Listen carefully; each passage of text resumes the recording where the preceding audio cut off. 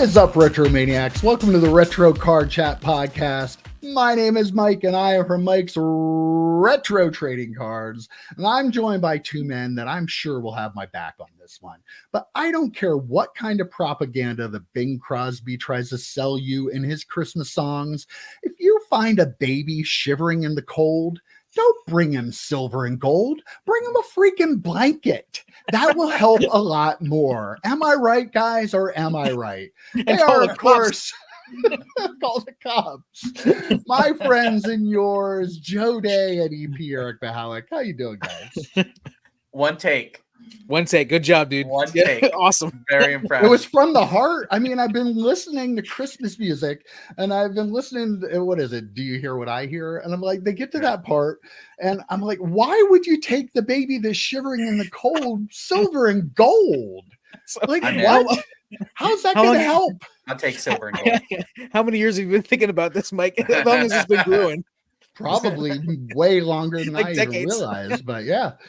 But you have to admit, that's really dumb. Like, why? Yeah. It's really dumb. Yeah, take some of that silver and gold, buy a blanket. Buy a blanket. Yeah. You can take them silver and gold, but make sure you bring the blanket. And contact the authorities. If you find a baby just shivering in the cold, there's got to be something going on. Like, be something going on there. Oh, well, how's it going, boys? I have no words. I am without speech. I'm speechless. My job is complete here. Yeah, we'll wrap it up there, and we'll see everybody next week.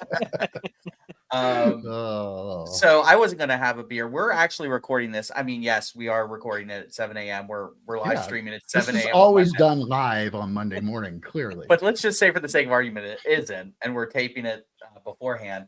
It's actually Sunday at like 4:30 in the afternoon. Usually we tape Sunday at like 10 in the morning. I was actually not going to drink a beer, but then Mike said, well, it's 4:30. I can drink a beer. So now we're all drinking beer, I guess. So here we go, boys. I'm going to crack one open. I had to dig for one that was under like 8. Well, no, under like 10%. I knew it. I had to dig. I found one that was like 8. And I'm like, okay, I'm going to have to roll with this one. But EP, you got one. Mike, you got one. Where you guys are drinking? I do. I have one from Rusty Rail Brewing Company in Mifflinburg, Pennsylvania. It is the unofficial sponsor of the show. It's their Sapper Hazy IPA. It's 5.3%. Cool. Yeah. And I've got my Rusty Rail Blue Collar Blonde because I'm a lightweight. I've got a Lollihop from Trogs, and it is stuff. 8.2. So it's the lowest one I could find. It's literally the lowest one in my fridge, other than like Miller Lite or Coors Light or whatever I have for other people. Our old buddy US Sports Cards was trying to get, the Rusty Rail to show us some love, but like I looked at their Twitter account and realized nobody's posted anything on it since 2019. So thinking maybe that route might not be the way we're going to have to go to get there. But I think so. A little disappointing. That is disappointing. Yeah. I'll handle a little bit of channel business here while we're drinking our beers here. I just want to let everybody know, make sure you watch on Wednesday because we have our special Christmas gifts for sports card collectors episode. This one's going to be great. You're going to enjoy it. I was excited to do it. I know these guys were too. Some pretty cool stuff on that list. Essential gifts. Essential. It really is. Baby. Oh, yeah. Essential in capital letters. So and of course, there it is. Friday, we will have another episode of 3 cards for your retro PC. Check that one out if you haven't yet. We got a lot more people to watch this than watch that. I'd love to get you to check out the Friday morning show. That's pretty fun.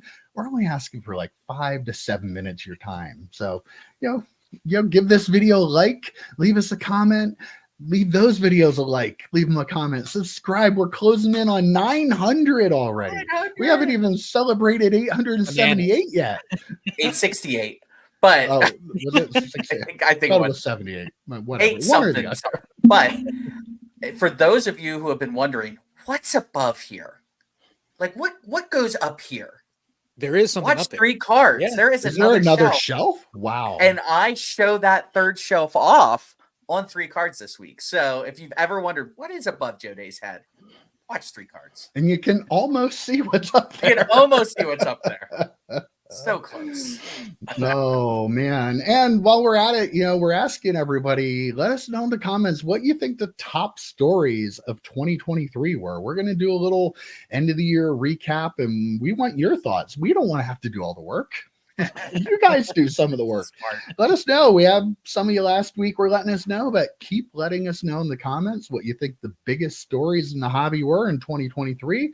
And we're going to pick some of them out and cover them probably the last episode of the year. Is that what we're planning? I think so.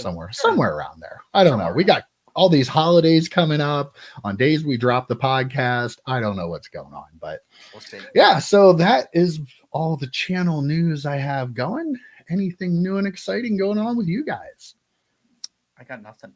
Nothing. EP. Tell us, what did you buy this week? I purchased a couple things. I purchased 2 large lots of cards. All in binder pages, like 500 and like 490 and I want to say 515, maybe 600, something like that. Lots of cards. And it was packaged beautifully. I shared photos with you guys. You sent out a picture. The seller like created his own box to put the pages in, to put them in another box to make sure they were safe. Just really nice stuff. As all inserts, Upper Deck baseball, and then assorted football, a lot of Fleer Ultra football. So I'm going to be really fun to go through all that stuff for sure. My kind of stuff, our kind of stuff. $2 or $3 from back in the day. Jerry Rice cards. Joe Montana cards. Fleer Ultra inserts were banging, man. They were really cool. Yes. Good stuff. Yep. I bought a case of cards. You sure did. Well, Dave and Adams are running specials, adding new specials to it every day. And, somebody on Twitter posted that they had a case of 2021 Topps Gallery blaster boxes, 40 boxes of that stuff for like $269.99 or $274, something like that. And I noticed they also had a $25 off coupon on a $200 plus order. That worked too. So I got a case of cards delivered to me, 40 boxes for under $250. I don't even know what I'm going to do with them. Well, you sent that and the other deals, and I just literally, I think I just pushed the button on the lots that I bought. Or I probably would have done the same thing. Like that's, huge, awesome deals. Really good deals. I figured at worst, it'd be a fun rip to rip all those boxes. And there is cool stuff, right? You can get out of it. Yeah. You should get a case hit out of that. Yeah. So I don't know. Maybe I'll do like a 24-hour live stream and break it on the channel. No, I'm not going to do that. Yes. But, yes. I'll be there. You've been trying for a while. Still not going to happen. All right, let's get into it, gentlemen. I don't know if you've heard, but there's a 2023 Bowman Draft baseball is coming out this week on, oddly enough, 12/12. What an interesting date that was picked. But yeah, it's releasing on 12/12. Boxes of this stuff are going through the moon. It's just loaded with top prospects, probably the best baseball card class that was ever put together in the history of Major League Baseball. It is just driving the popularity of this product through the roof. Collectors are going to be pulling cards of guys out of every pack that are huge potential Hall of Fame stuff. Wait, I don't think it's how Bowman works. No. Oh, wait, no. It has a Tom Brady card in it. I'm sorry. I got mixed up. Yeah, the big selling point of 2023 Bowman Draft Baseball is a Bowman baseball rookie card of Tom Brady. Yes, that Tom Brady, the football player, the GOAT, one of the greatest players in all of sports history.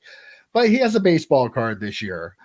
Apparently, it's not going to be easy to pull either. He doesn't have a base card. Like he has a insert SP card. He has numbered cards and autograph cards.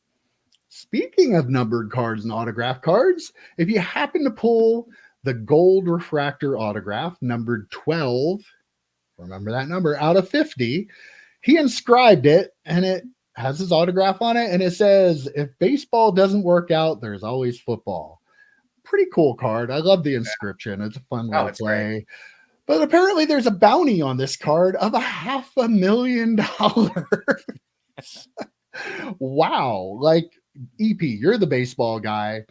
What are your thoughts on 2023 Bowman Draft baseball being driven by a retired football player? That's a great way to phrase it. It is. That's a great way to phrase it.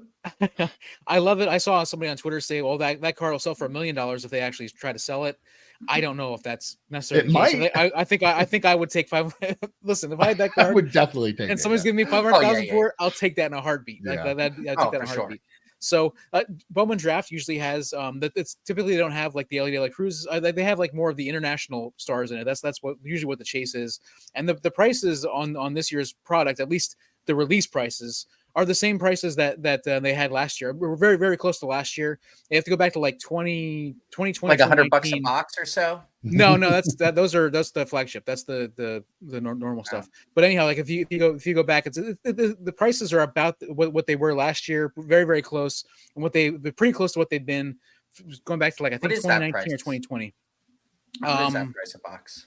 Let me see. I do have it here. Super jumbo boxes are like $800 a box. Well, I mean, that's what they're selling for right now, right? The super jumbos at Tops were $37.82 for a case. The jumbos were $36.50 for a case. Last year, price of a case of Hobby was $34.20. So not even the jumbos was $34.20. So like it's probably about the same price. I couldn't find all the information, but so you're talking about Hobby to jumbo. The difference is the number of autographs you get, which is what drives the prices. Blowout had jumbo and super jumbo at the same price for $43.25. So let's see here. So Bowman Draft jumbos were $480 on Tops. I paid $489 for my jumbo of regular Bowman. So like the price is pretty close to what the original Bowman was, like the Bowman that I got with the Drew Jones in it. So I think they're pretty close. I think Blowout currently has them at $500 a box. So that's for the jumbos. So last year a hobby box was $450.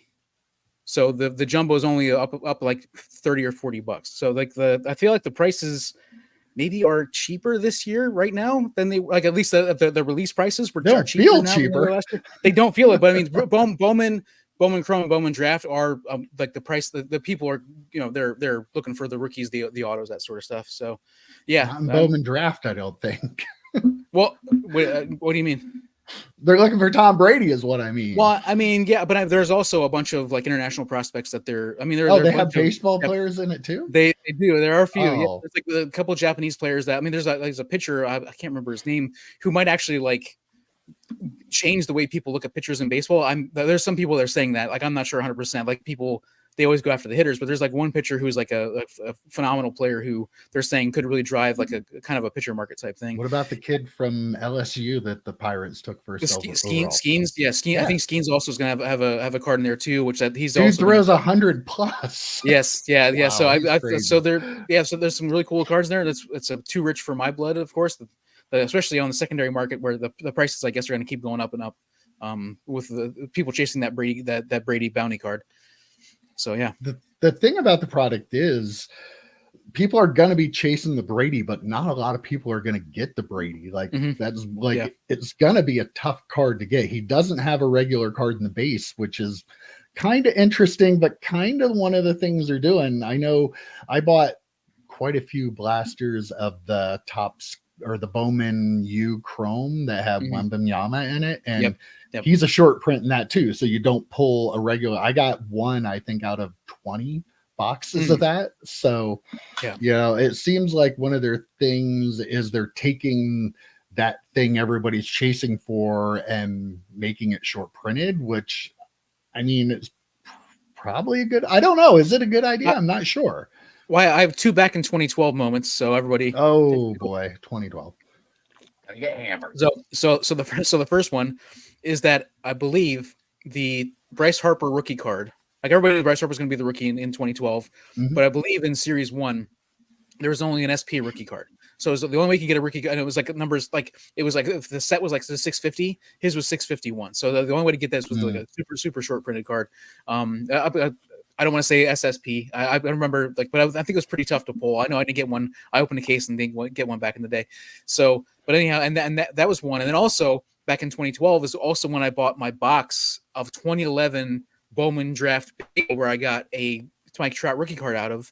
And, you know, so I mean, like there's these the prices, of course, have skyrocketed. But I want to say I got a retail box for, I want to say like $100 when I got the one they got the Trout out of. So that was, you know, again, back in the day it was retail box or whatever. But yeah, so Bowman Draft, I'm not 100% sure, but at that time it didn't feel it felt a little bit like lesser than Bowman, but I feel like Bowman Draft that they're pretty even right now, I think.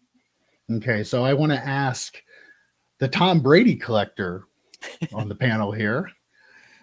You're known as the Tom Brady guy. Do you have any interest in the baseball card? Well, let me first say, EP, you're welcome. Okay. Because Mike does not want me to talk about cost of any products coming out of Fanatics because it might upset you. Okay. I don't get upset. I am not bringing up any costs. The terms of our sponsorship deal with Fanatics prohibits us from being able to talk about the price of their Yeah. So I'm going to avoid asking you questions about the costs, like, are you going to get your money back when you open it up? Is it no? I'm not going to ask you, EP. I'm not going to ask if you would allow me to interject just one thing. I bought 3 jumbo boxes of original Bowman. If I hadn't pulled the Drew Jones, I would not have made my money back on it. So it's, and again, they're about the same price and about the same thing. I mean, unless you pull a Brady, or let's pull one of those big ones, like it is a gambling product. You're looking for the prospects. I mean, who knows if some of the prospects I have will end up turning into something else that aren't selling right now. But you know that this is a big time, like a long term play on a gamble. Like that's what this product is. If Brady wasn't in this product, they're not going for anywhere. Is there any prospect in there that's worth the chase at that much per box? Other than absolutely. Chasing Brady. Yeah, again, the players that I talked about, there are 2 Japanese players. There's the Skeens, the guy the Pirates drafted, and then like it's the prospect driven product. People are going to be, even if there wasn't a Brady card in it, people would be buying this card. And again, right now, Blowout had them for like $500. So it's not like it's $800. I mean, it's not like crazy. According to, do you think baseball collectors use the term prospect driven product to make themselves feel better about pulling crap out of their boxes? No, that's what it is. I mean, the difference is baseball players, they are getting players that are like 16, 17, 18, 19 years old. They're not going to make it to the pros until they're 21, 22, 23. I mean, so they make it through different levels of the minor leagues. Like you are grabbing players that you hope are going to be able to go, like a Jackson Churio, who just signed like some massive contract with the Brewers. And like he has advanced, which is very different than football, because football you only have a handful of guys. Right, and football. And you find out pretty quickly with a guy. You find out pretty quickly what they're going to do. In baseball, like the Jackson Churio, he's advanced. He's been the youngest player to advance to every single level as he's gone up through. That's why they've given them this money. And there was only been like 2 other players that have gotten this kind of money. So it is very much that you are banking on the future. So I think my point was, though, like when you open up a baseball product, it doesn't feel as gross. Because you're like, oh, this guy in 5 years could be the guy. When you open up football, you know right away if you screwed up or not, if you got the shaft. To answer Mike's question, the only Bowman card that counts for Tom Brady right there. No, I'm not gonna be chasing Tom Brady baseball cards. I'm not gonna, for what would you say they're going for? $800, $500 to $800, depending on what type of hobby box you get or whatever. I'm not gonna do that. It's a cool card. The inscription is awesome. I'm never gonna get the inscription. I'm realistic. If there was a base card, you were the one with the bounty for it. You're not. Shut up, man. You can't tell the viewers. Okay. You'll never have that card. Never. If they had base cards in this, I would like to have a base card. I think that would be fun. Maybe put it up, grade it and put it up next to the Bowman Chrome football rookie. But yeah, no, I'm not gonna. Whatever. Are there any non-autographed refractors? Like, do they have like a regular refractor or like a orange refractor, gold refractor, anything like that, or blue refractors? Like, do we know? I didn't they look into it. Different numbered ones of him. I think there is kind of like a base insert of him that isn't numbered. I could be wrong on that. I mean, they're still short printed, but they're not one of the numbered ones. So maybe depending on just how rare they are and what they sell for, like I think that'd be kind of cool to pick up if it, if it's $100 card instead of like a $500 card. Maybe. Right. So he's in that old school Expos uniform too, right? Which I think is kind of cool. It's like a somebody collector from back in the day. Like that's kind of a cool thing to see that old Expos, because I mean Expos aren't around anymore, and so but just and that also the vintage uniform is a kind of a cool is that a card that was made? Was he actually drafted by the Expos? He was. Is that a picture from then? Because he looks younger. I think the picture may be Photoshop, but like, oh really? I think the picture of him is from back then, but I don't know like if the Expos hat and everything is legit or Photoshop. I could be wrong, but correct us in the comments below if we are. Yeah, let us know, because that would make a little bit of a difference for me too, right? I would be less interested if it was a Photoshop card. Like that's what makes like the Bowman and the Bowman Chrome card so cool, is because that was a card from his first preseason game against the Niners. Like that's an actual, he's not in a sweatsuit. He's not, he's not in practice uniform, right? He's not in a Senior Bowl uniform. He's actually in his Patriots uniform in game. It's not a Photoshop picture. So if it was a real picture, I'd be more interested in picking up a base or an insert of it. I think that would be a pretty cool collectible. And I think, Joe, you said before that there are several Bowman rookies that are Photoshopped, like they're the Photoshop jerseys, right? Like Lenny Tomlinson, maybe. Almost everything is Photoshopped. Right. But yeah, back in the day, I think it was the Bowman Chrome, the Tomlinson, the Vic. I learned that from Alico 3, by the way, as he was going through some of that stuff. He had made mention some Photoshops are better than others, but you could tell he's like, this is a picture of him from Virginia Tech. This is a picture of him from TCU. You could definitely tell the difference. Now everything is Photoshop. I wanted to ask you guys though, like, what do you think the long-term sustainability of something like this is? Do you think the Brady cards out of here are actually going to be something 10 years from now people are going to care about, or will it be like a cool little oddball one-off thing? Or is it like a legit collectible that if say you're the person putting $500,000 into the card, I guess I'm asking, is that person going to be really disappointed if they go to sell it in 10 years? Or is this actually, like, it feels gimmicky to me. I'm not saying I'm not buying into the gimmick, because we've talked about it before and we thought it was kind of cool, knowing that they're limited and they're going to like retain some kind of value. But like, I'm just kind of wondering, like, maybe compared to his football cards, like, will they just kind of go up and down, do you think, with the prices of his football cards? Or do you think maybe they'll have more popularity or less popularity over time? I mean, so the quick answer is, yeah, I think in 10 years from now, accounting for inflation or whatever, but like $500,000 in 2023 dollars, it's going to be worth less than that in 10 years. Like, I can't imagine a card like that holding value when other cards, like his actual rookie from 2000, we were just talking about a couple of weeks ago, we were talking about his Contenders rookie auto just getting absolutely crushed. So, and I don't think this is going to be his last baseball card, right? Like, would you be surprised if he's buddy with Michael Rubin? You listened to the interview from Bill Simmons a couple of weeks ago. I mean, he's hanging out with Tommy all the time, like, and so talking about it too. Right. I wouldn't be shocked if this is not the only Tom Brady autograph in a baseball product. It's a cool gimmick, but at the end of the day, in 10 years, someone's going to be holding the bag on this one. I really believe that. Yeah, I don't disagree that it's going to go down in value. That's 100%, but I'm not sure if it's going to go down as much as maybe Joe might think. I really think that there are collectors out there who, like, Joe is a very much a football collector, and then the non-sports. Where I think a collector who is more into all the sports might find this card to be a very, very unique collectible. And there are Tom Brady super collectors out there that are maybe the same way. And I wonder if maybe they put, excuse me, they'll put in like they'll still the football rookies, that because of how old they are and because of the more limited they are than even the numbered cards now. Like, I still feel like they're going to gravitate towards those. But I think a lot of people are going to be like, this is a really cool collectible from again, a snapshot in time, and it captures them in a different kind of light. And again, especially, that if as long as Brady doesn't like do something crazy and autograph other one, put more inscriptions on another one or something like that, which is probably not going to happen.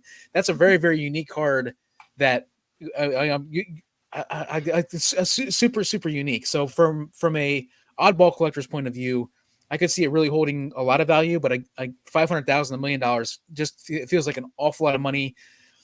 That said, Justin Herbert cards are still worth an awful lot of money in the hobby, and really so I mean, are. like, just so there, But I think people are going to be holding the bag on those in a couple of years too. Like, I don't think that's just a Brady comment. I think it's any player.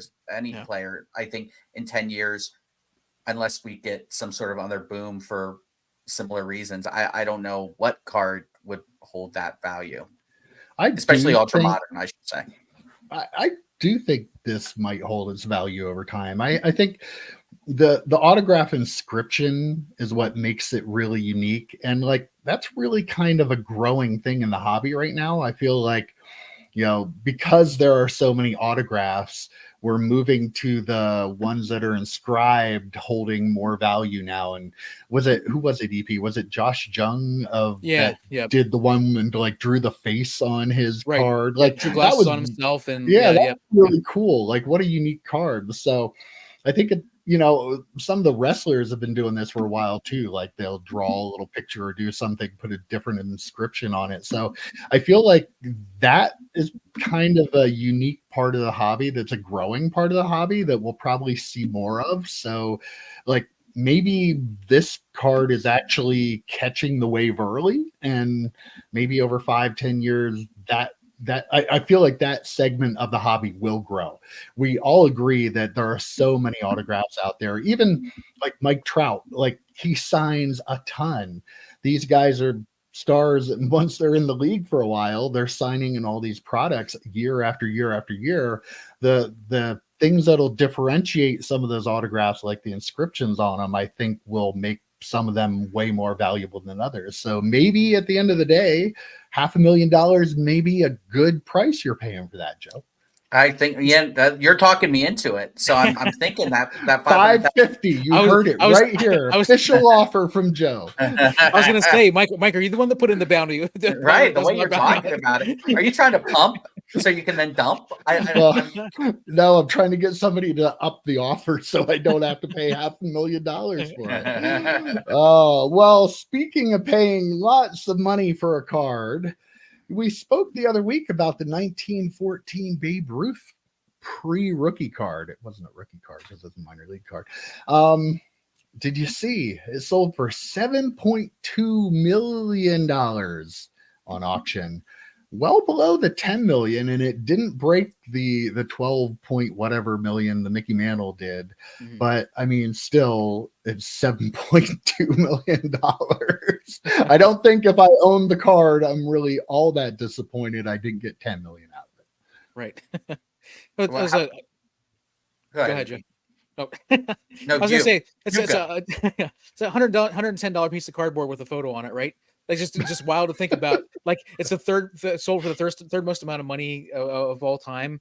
Yeah, $7.2 million for a piece of cardboard. I don't know the story behind how the person acquired it and all that sort of stuff. But I mean, like if they just had it in their basement and they got it graded and then sold it for $7.2 million, that's a wild story, wild life. I'm guessing it's probably somebody who invested in at some point for like probably $1 million or something, and then I think it was less than that. Actually, was it? I think it was like $500,000, maybe.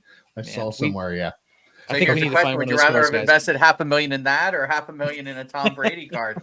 I already have the answer to that. Right? Yeah, exactly. I agree with what EP was saying, but I will say, the first, second, and third, all top three cards are SGC cards, right? Yep. Is that correct? Vintage baseball. Yep. Yeah. Yep. Vintage baseball and SGC tuxes. I mean, whatever PSA fanboys we may still have subscribed to us may have just left, but I don't think we have any either. But I mean, that's a cool moment for SGC, regardless of if it came in first or second or third.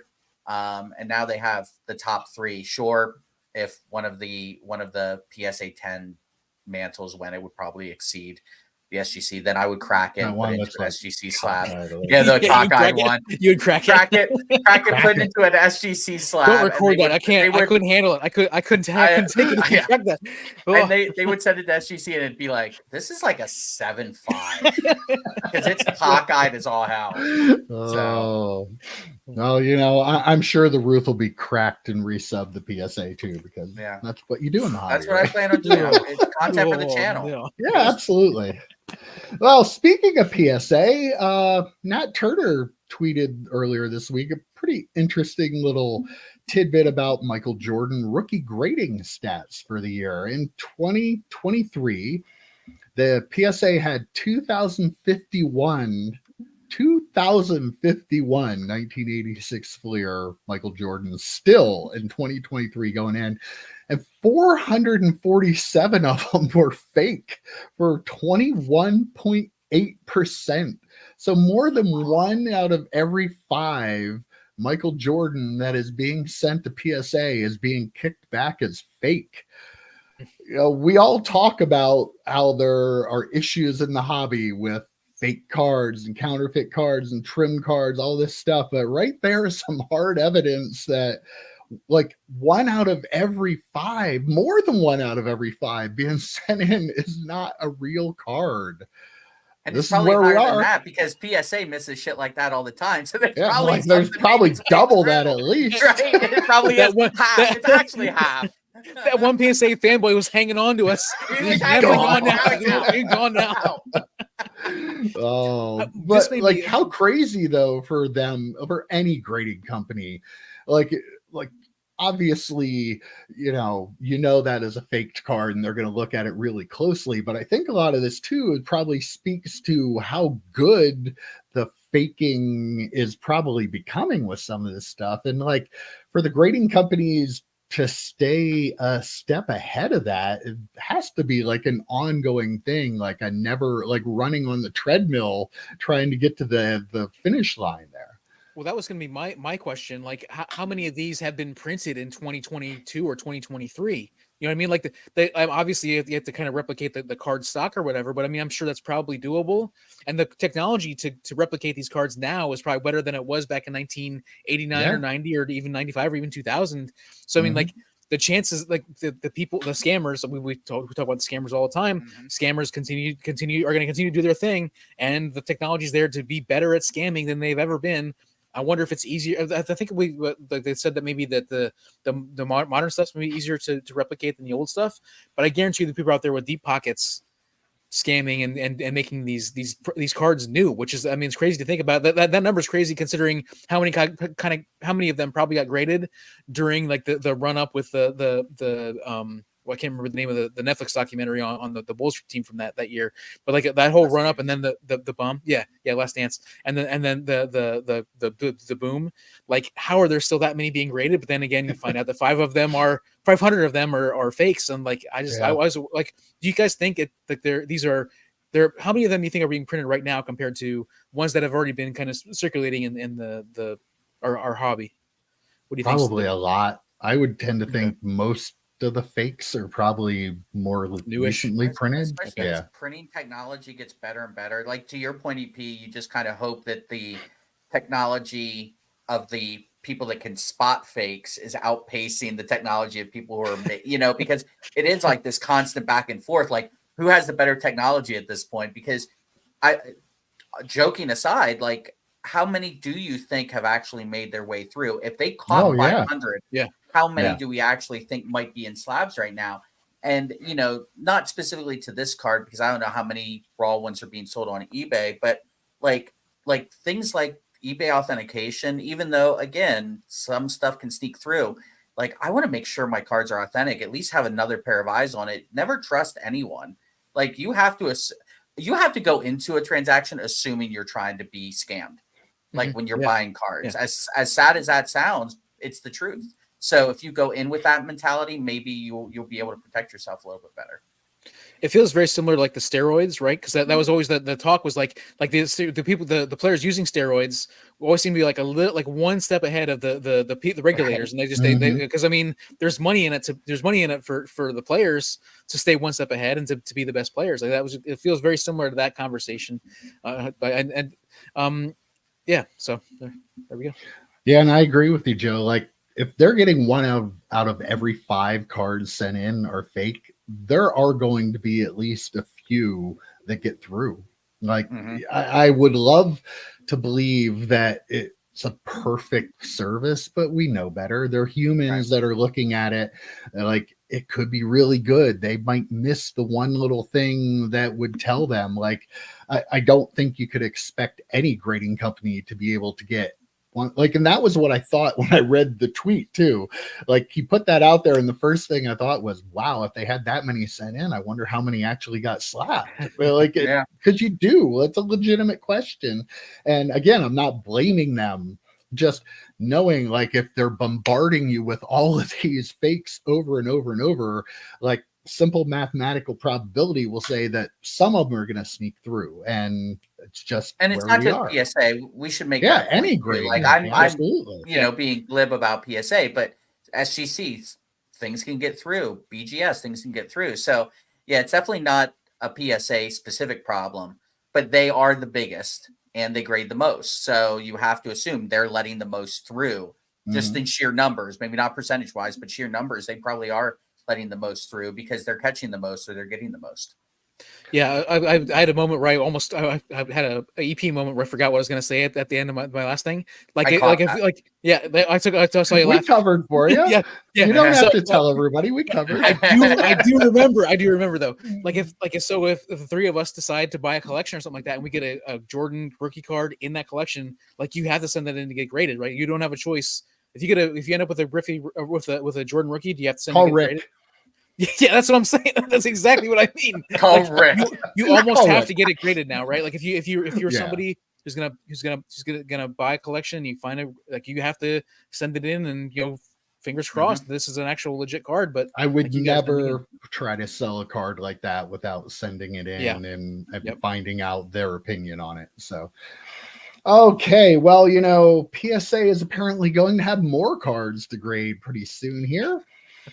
Joe, you sent me an email, sent both of us an email from PSA, like hyping up this big Bowman Draft break with Blez.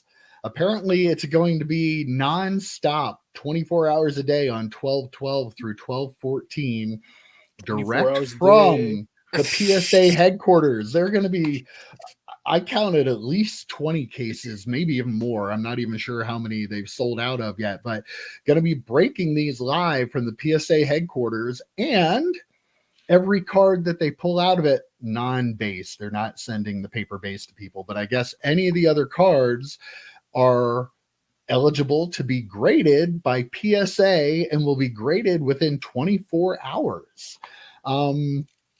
The one question that came up to us was, well, what does it cost? Is it part of the price of the break, or do you have to pay per card? Strangely enough, if you look at the listing on Blez's website about the break, it talks about it being eligible, talks about how quick you get it back, but nowhere in there does it mention a price. I looked on PSA's website. I couldn't find anything on there about it. I went to Instagram. I saw their little announcement video there. Nothing in the video talking about the price, although somebody asked in the comments, and there was an answer given that it was $40 a card, but with no upcharges. So I don't know if that's legit or not, but either way, let us know what's going on, right? Like, okay, it's cool that PSA has this deal going on with Blez, and they're doing all this stuff, but be upfront about what it's going to cost. If I get 20 cards, I want to know if it's going to cost me $800, Right. So especially if it's $40 a card, like not every card in there is worth, like there are some cards that I might want graded that are not worth $40 grading fee. Well, you get to pick and choose. You can right. After the break, you just email them, let them know what break number it was, which spot you had, and which cards you want graded out of it. So, like the actual event and the grading, I think is kind of cool for people that are into that. Not something I would do personally, but clearly there's a monetary advantage to being the first people who will likely be getting PSA graded cards of Tom Brady back in this break and some of the other prospects that are in there. So like, I'm sure that is good and it's kind of a cool thing, but like you really need to let people know what it's going to cost. That's really my only problem with it. There needs to be some sort of breakdown. Like as you were explaining it to us just now, I got confused just hearing that. Like, I was like, wait, well, how much is the break then to get into? What kind of break is it? Is it a random break? Is it a pick your own team break? They're pick your team break, and they have different prices for the teams. I wonder what the expos are going to go for. But it's a 10. If I read it right, it's a 10 case break. So like I saw the Pirates, I believe, were available, and they were like $2,290 for the 10 case break. I think the cheapest one was like $500. So get out, get in, get out. I don't do breaks. I mean, there are a lot of people in the hobby that hate repacks, and I hate breaks. Like I do. Like I think they're terrible for the hobby. I think they've driven up the prices. I won't get into a break. Definitely not at $2,200. Like that's ridiculous. With that attitude. but So I think I said this in the text to you guys. I feel like the price of the grading has probably been added into the actual price to get into the break, right? Like they probably like, so we're gonna add the pricing. Like they said that grade for free, right? Didn't the email say grade for free? We don't know. That's the whole point. It didn't. So that's why we assumed that it wasn't grading for free, because it would have been plastered everywhere if it didn't cost you anything. My problem is they need to let you know what it's going to cost. I feel like if you're buying that break, knowing it's going to happen there, like in the information for the break, they have a ton of information listed about it, like how you get your cards graded, how you let them know that they're all eligible, but they don't tell you what it's going to cost. Like if you're selling this event with the crossover with PSA, doing it at their headquarters, getting the stuff graded right away, just let me know what it's going to cost to me. So when I spend my $2,290 on my Pirates section, that I know what it's going to cost me on top of that to get cards graded. Exactly. Like you're already charging $2,200 for get people in this thing. Like let people know, like really. Well, yeah. I mean, the prices are already so high. Like, oh no, yeah. If you want to get a grade, that's it's 10 cases, not a 1 case break. That's a 10 case break. And what are they going to do with all those base cards? Don't even get me started about breakers. And they're not shipping them.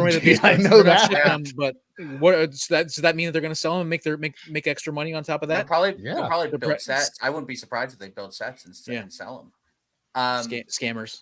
So for our last PSA fanboy holdout subscriber who's like, hold on. That one guy. I love these guys. I really do. Hold on. The wind's hitting him in the face. The waves are crashing down. For you, I apologize now. But when SGC did a very similar thing, it was run much better. It was $9 a card. We knew what it was going to cost. $9 a card. It was with Leighton, who's a very reputable breaker, and like I would have felt comfortable getting into that. Not me because of baseball, but still, I would have felt much more comfortable getting into that than this whole just here, take my money and we'll figure it out at the end. I don't like that whole idea.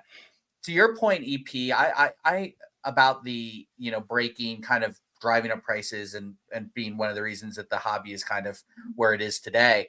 I've often wondered, what is it? Is it the chicken or the egg, right? Like were prices high and breakers started breaking because prices were getting so high, or because people started breaking, did the card companies say, oh, we can charge more because we can sell the stuff to the breakers and then the breakers can make money off the collector? It really is a chicken or egg situation that I wasn't around for.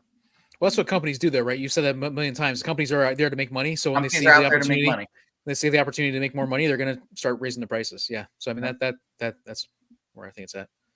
Yeah, I think it's the egg in that. I really do think that it has driven up prices overall because they have a built-in market. Although I also feel, I'm not anti-break. Like, it is what it is. I feel like if people want to do it that way, then fine. I've participated in breaks. It is kind of fun. I would never want to go too deep down that rabbit hole.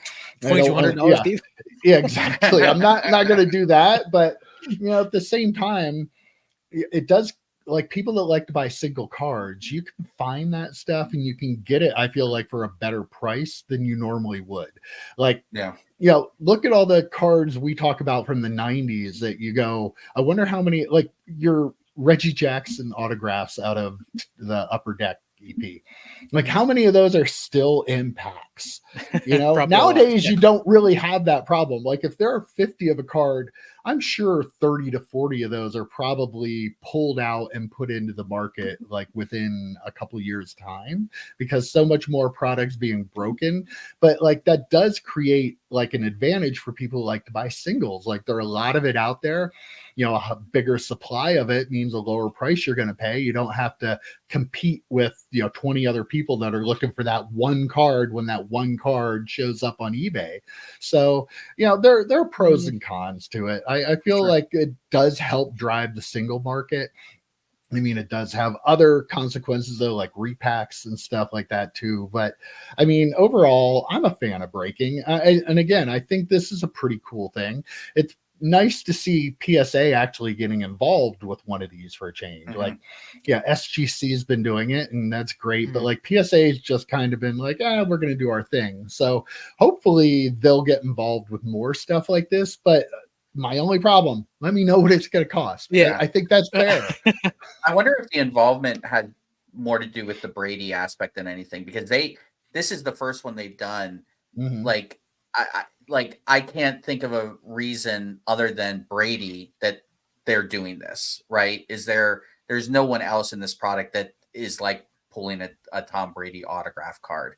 So I'm guessing the spectacle of Brady being in this product, I don't know how much more they're going to do with this, Mike, since they've never done it before. This is the first one. I'm sure they'll see how successful they are. And if it ends up making money for them, sure. But I think the Brady piece of it is very important for this instance. Think though, like, from their perspective, even at $40 a card, think of how many cards they're going to be grading out of at least 20 cases, if not more, of this product that are going to be broken. Like, that's a pretty good gig for them, that like you have all this immediate right away business you're going to get from it. And $40 a card and all those cards are going to be a lot of money for them for one event. That was what I was going to say. Like, the $40, like, I feel like they could have done a better deal on that. Like, you could, in theory, if you bought into this thing and had all the cards shipped to you, you could send them to SGC at $9 a card, get four cards graded for the price of one card in PSA. And I realize, so I'm sorry, PSA fanboys. I'm sorry about that, but I mean, like, hold on. He's like, I want to. They're still doing that $9 for any card with 2022 or 2023 Bowman on it. Like, they're still doing that special for $9. At least they were last time I checked, which was like Friday or whatever. I'm assuming they're still doing it. I'm assuming it was probably tied into the draft, the Bowman draft that's just coming out. Is probably they're hoping to get on that train too. So, like, you could, in theory, grade an awful lot of cards if you're gonna like grade 4 or 5 cards through PSA at $40 a pop, you can get an awful lot more done at SGC at at that price. So back almost as quick. Right. 24. From the break versus getting them back, and you probably have to wait 2 or 3 more days. Like, how many more days would you actually have to wait? Because the SGC is such a quick turnaround. Right. Well, to the few PSA fanboys we may have left, I tell you, just hold on. Beginning in 2024, these two will be gone. I'll have them replaced with other people, and we will be talking about investments and market movers and card ladder. We're going to discuss all that starting in the new year. Wait, is it April Fool's? Wait, what's today's date? Wait, EP, cheers. My Sunday morning's free. Cheers. Oh, hey, I didn't say you don't get to do the other shows. I'm just saying we're going to revamp the podcast. We're going to turn it into an investment podcast. I got to make some money off this channel. So I don't know if you saw, but the 2023 Heisman Trophy award was given out this past weekend, and it went to Jaden Daniels from LSU. I had my money on him. I made quite a bit of money out in Las Vegas on that bet.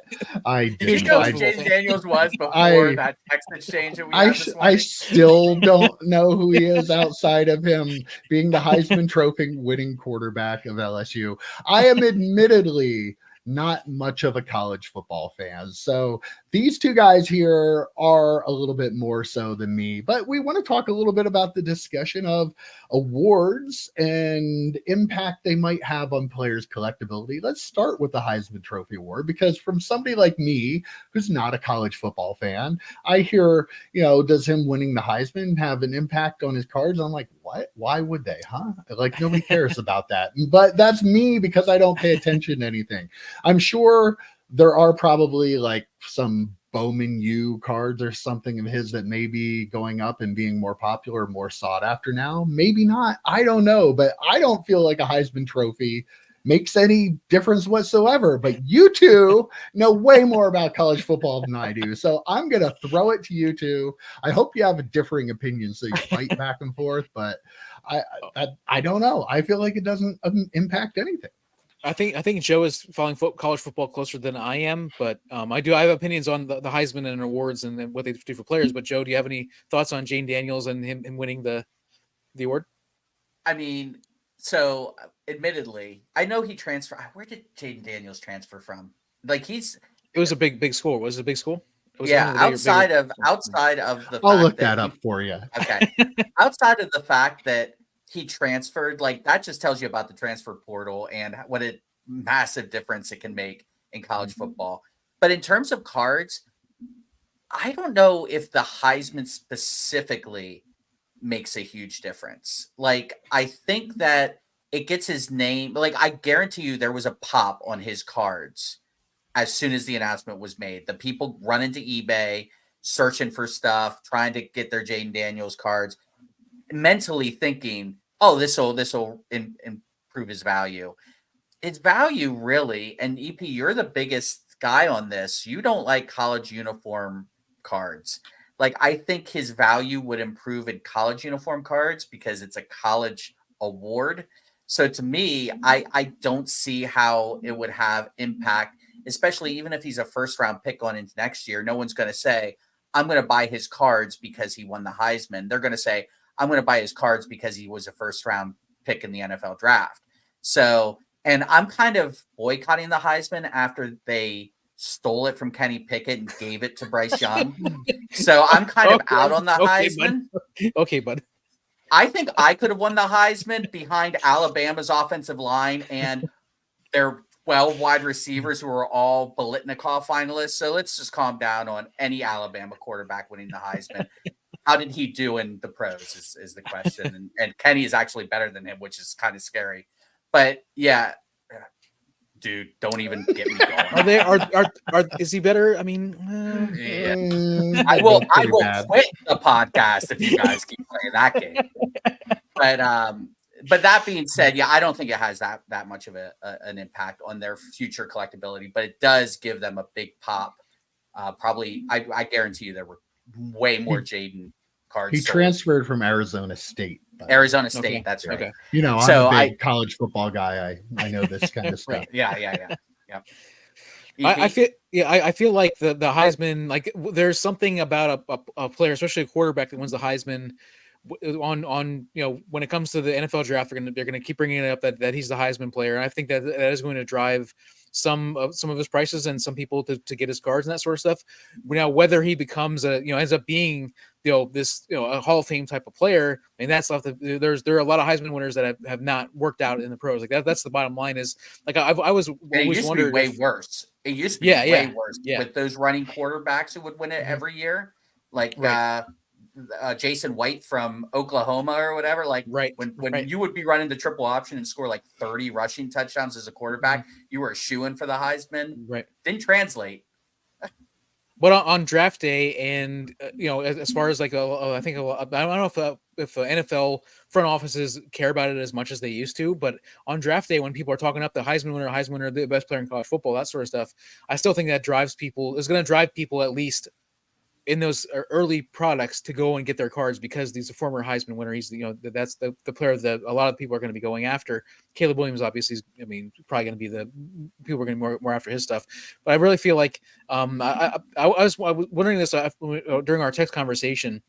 Is it more important? Is it better to win like the individual awards, like the Blitnikoff Award, or the what's the linebacker, the Dick Butkus Award, like to win those?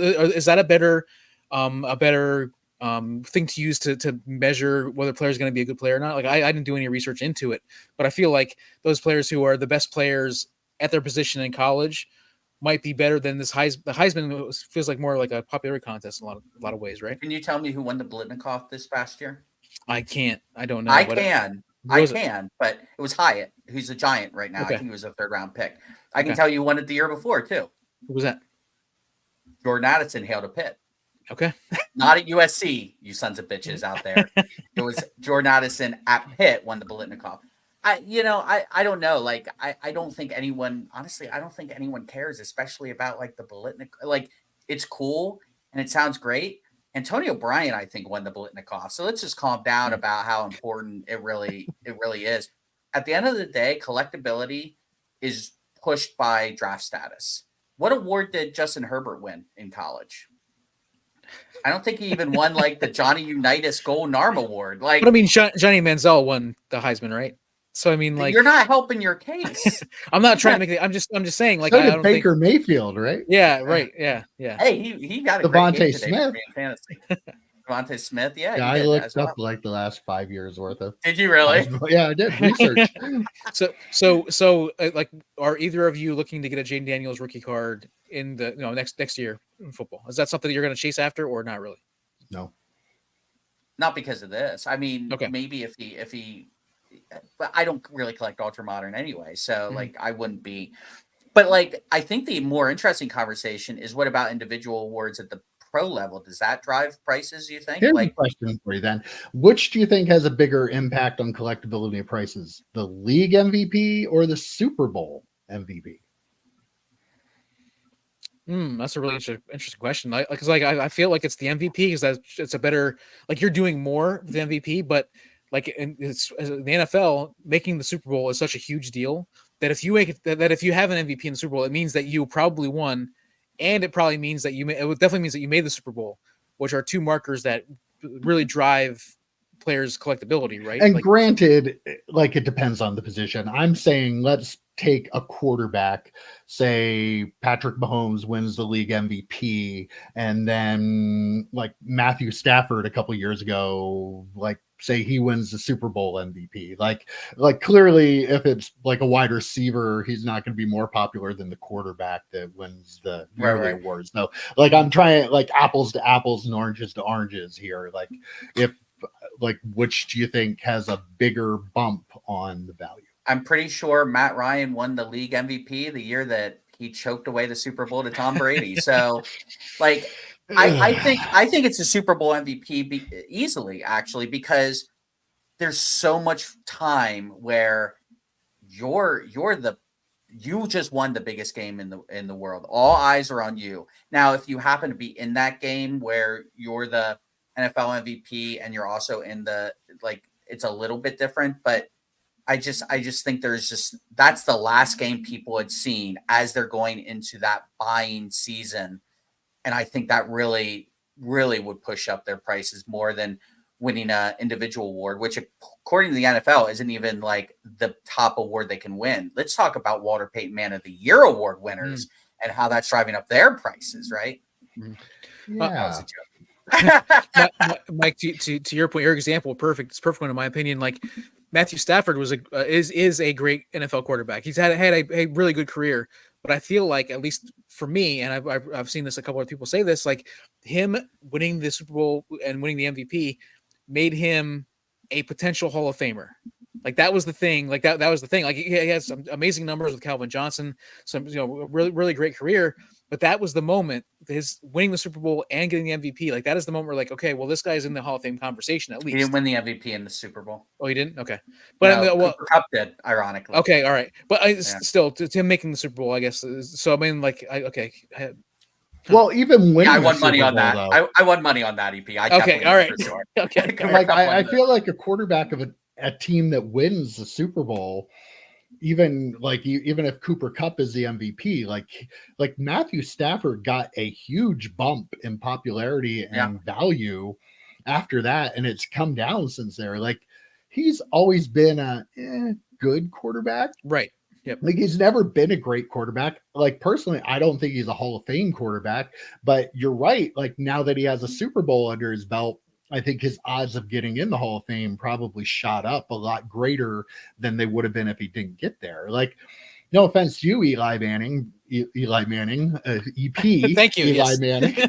Like, but he's a perfect example. Like, if you take away his Super Bowls, Eli Manning was kind of like Matthew Stafford, good, but never that elite quarterback of his time. But he has 2 Super Bowls and he beat Tom Brady twice. So he's getting in the Hall of Fame. Yeah, like there's no question. So like, I don't even know that you have to win Super Bowl MVP as much as just winning a Super Bowl. So, well, and Matthew Stafford actually reminds me a lot of Justin Herbert before he won the Super Bowl, before Stafford won the Super Bowl. Stafford is a stat compiler. He always has been. I mean, he put up, remember when it was him, Brady, and Breeze in that one year all put up 5,000 yards passing? Like Stafford, especially when he had Megatron to throw to, had always been a stat compiler, but he could never win playoff games. Does that sound familiar to anyone else? Yeah. Like you could always count on him throwing the interception in the fourth quarter instead of the touchdown pass. Exactly. Yeah. So like it very much reminds me of Herbert. So maybe Stafford is that cautionary tale. Now Stafford ended up winning the Super Bowl. It bumped up his cards, but people weren't dumping tens of thousands of dollars per card into Matthew Stafford cards before he did it. Right. Like his rookie card was, you could probably pick up for $100, like a higher end rookie card before he won the Super Bowl with Herbert. How much are you spending for a Prism autograph or a select field level refractor? I'm sorry, silver or something like that. I mean, so the cost, the entry cost to get a Herbert card, who for all intents and purposes is Matthew Stafford, his first 4 or 5 years in the league. I mean, what are you doing? I just don't know what else to say about that, but what could possibly go wrong? Division. Do we think Jaden Daniels has you think his cards end up being like that? Like, I guess again, depends where he gets drafted or whatever. But I mean, like if he gets drafted in the first, like let's say he gets drafted in the first 3 to 5 picks, right? Goes to a team that needs a quarterback and he's going to be starting first year. Like his prices are going to be bananas, and the Heisman is going to be like that is going to help drive that, right?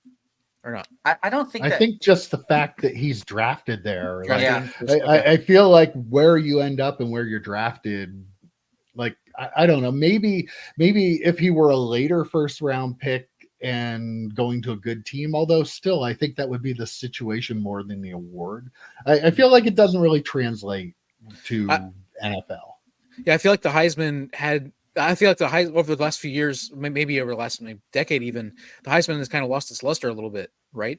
Like it used to be a huge deal. Like that was a big deal. Like when Charles Woodson won it back, way there back were then. a lot of guys that won the Heisman Trophy that were like never anybody in the NFL. Like not even Jason White beat out Larry Fitzgerald and Eli Manning. I mean. I think used to be a day and time where it didn't mean anything. Like there was no correlation between that award success and NFL success. Yeah. Right. I think winning a Heisman is more for collectors of that specific college program and that player. Like if Kenny wins a Heisman and I want these Pitt versions of this card, they're probably going to be more expensive while he's in his Pitt uniform, right? I think for collectors, like Tim Tebow collectors are probably Florida fans, religious fans, and they are Heisman, like that whole, I think that helps him because he was such a terrible pro quarterback.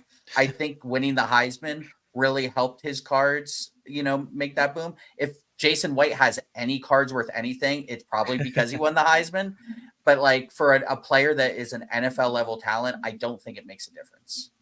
What about that sweet 80-yard touchdown pass to Demaryius Thomas? No. What about that sweet 10-yard pass where Demaryius Thomas, God rest his soul, ran for 70 yards? All looks the same in the box score at the end of the day. Oh, well, I'm going to wrap things up here with a quick little story. We talked a little while back about Leaf doing an NIL deal with a high school football player. Apparently, Fanatics has signed an NIL deal with a 16-year-old high school basketball player. His name's Darren Peterson.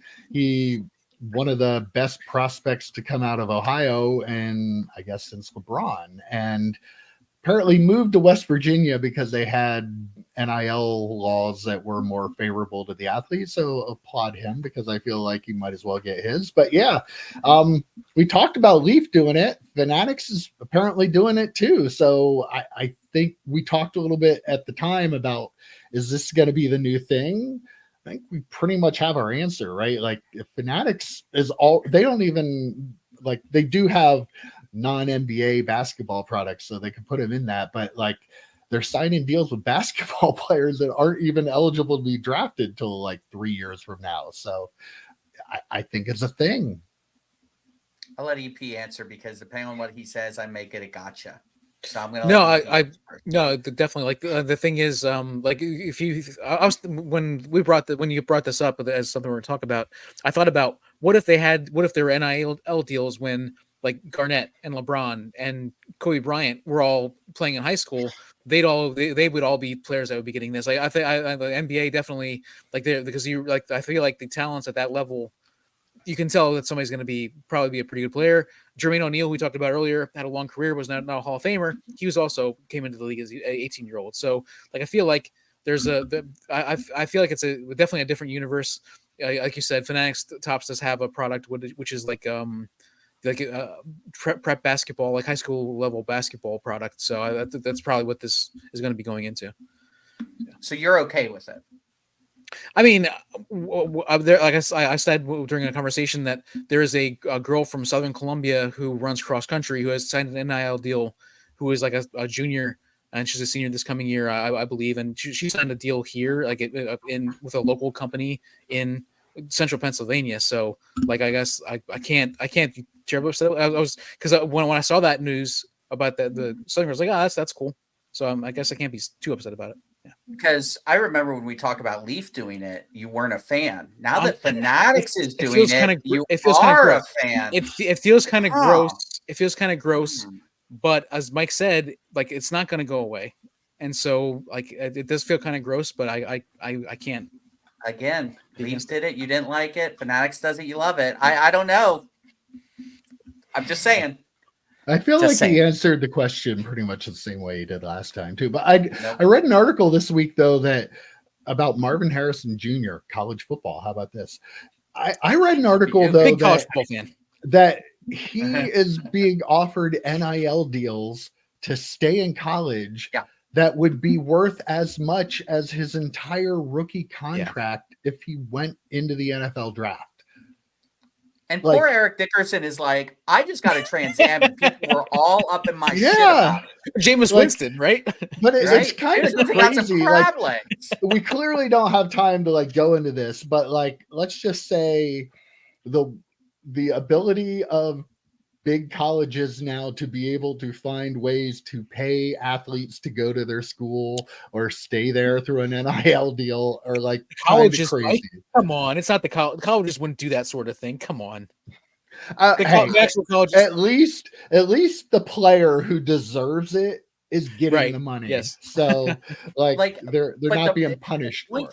Eventually it's going to ruin college football because you'll have 5 teams that can afford these players because the local car dealership down the road wants Marvin Harrison to stay at Ohio State. The booster club. They spent give him $5 million to stay. I'll tell you what. So my suggestion when they started talking about NILs, and I was always for college players being paid in some capacity somehow.